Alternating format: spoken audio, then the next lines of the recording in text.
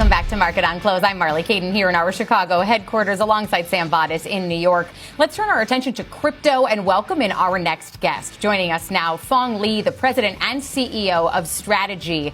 Phong, thank you for taking the time to be with us this afternoon. Now, Strategy just completed its largest single-time Bitcoin purchase since July. You added nearly $1 billion in just the past week. What drove the timing and the scale of this latest acquisition?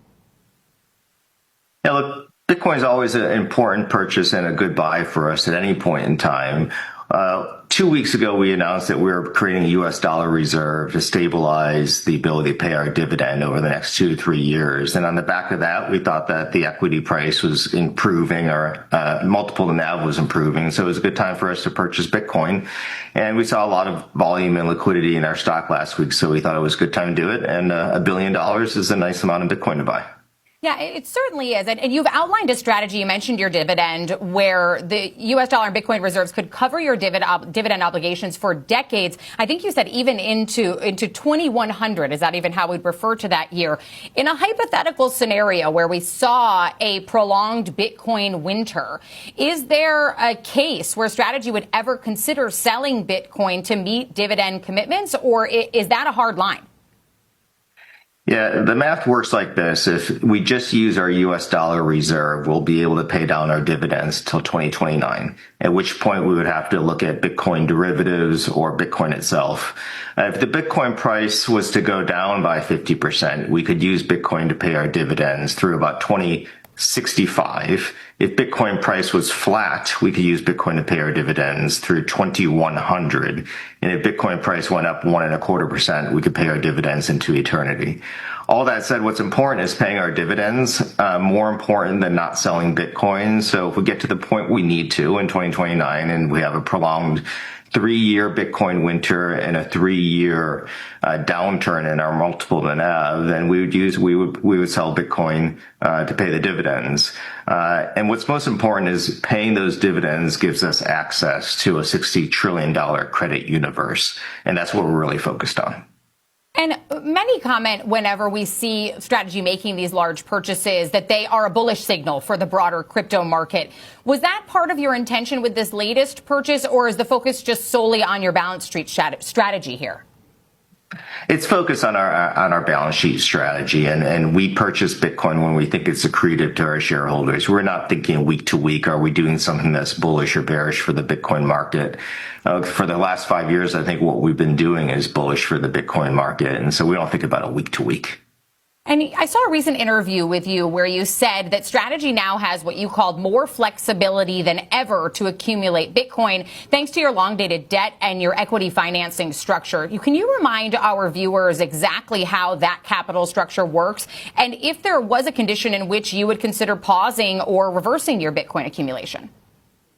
Yeah, I'll start with, we're a pretty low leverage company, right? If you look at our convertible debt, we have a leverage of about 11%. If you include our preferreds in there, we have about a 25% leverage. Average S&P 500 company has 60% leverage, and a highly levered company would be 200 to 300%.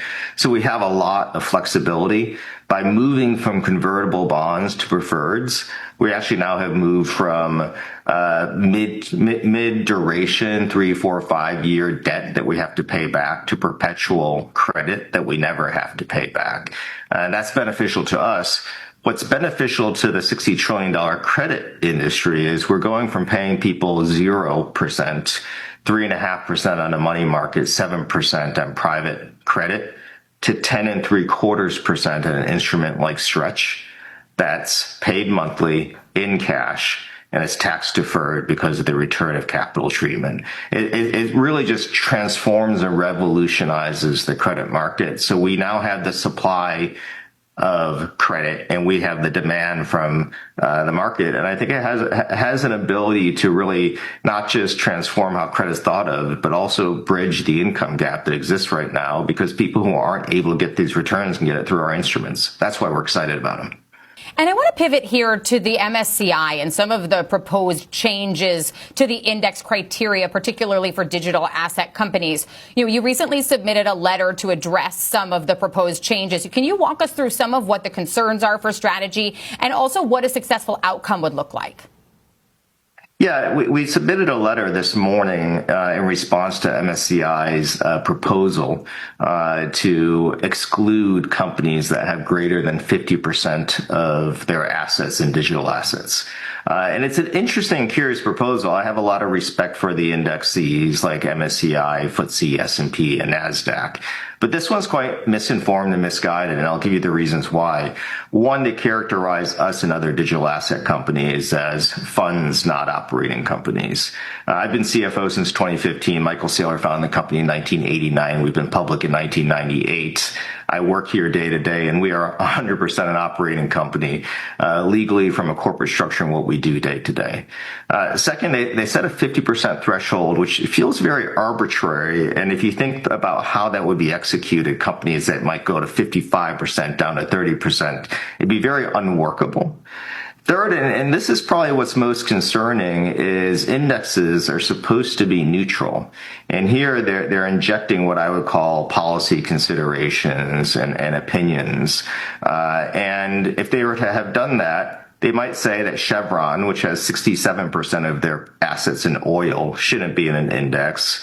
Newmont's a gold miner. They have 61.5% of their assets in gold. Weyerhaeuser's a timber company, 70% of their assets in wood. Simon Property Group owns malls. I'm looking at one of their malls right outside my window. 66% of their assets in real estate. So it's interesting why Bitcoin, why digital assets wouldn't look like those companies and why Strategy doesn't. And the last thing I'll say is we're very early in the industry. We entered as the first Bitcoin treasury company in 2020. We really saw that large increase in Bitcoin treasury companies in 2025 this year. And it seems very early to pick winners and choosers and stifle innovation in a category like this. I would say this is akin to saying that oil miners shouldn't have had their assets, or oil companies shouldn't have had their assets in oil rigs and oil in the early 20th century. This would be like in the 1980s saying that telecom companies shouldn't have built out cell towers and spectrum, or 3 years ago and saying AI companies shouldn't be investing in LLMs and high performance compute. It just seems early to make a decision that digital assets shouldn't be an area that people should invest in. You bring up some good points there about the early innovators versus some of the longer standing companies here. A decision expected there by January for the MSCI. But as we look ahead to 2026, Fong, what do you see as the biggest opportunities for Strategy and also for the broader digital asset market?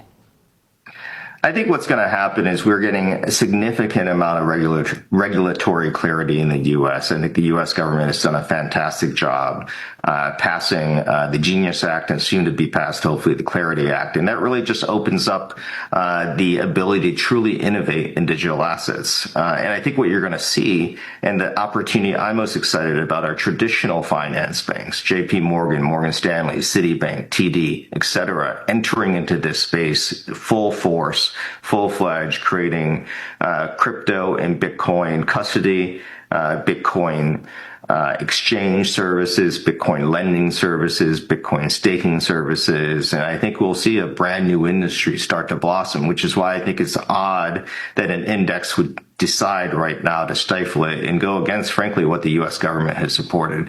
But I think 2026 is going to be the year where we see the intersection of DeFi and TradFi in a big way. Fong, we appreciate you taking the time to be with us on Market on Close today and talk to us a little bit more about Strategy. That's Fong Li, the president and CEO of Strategy.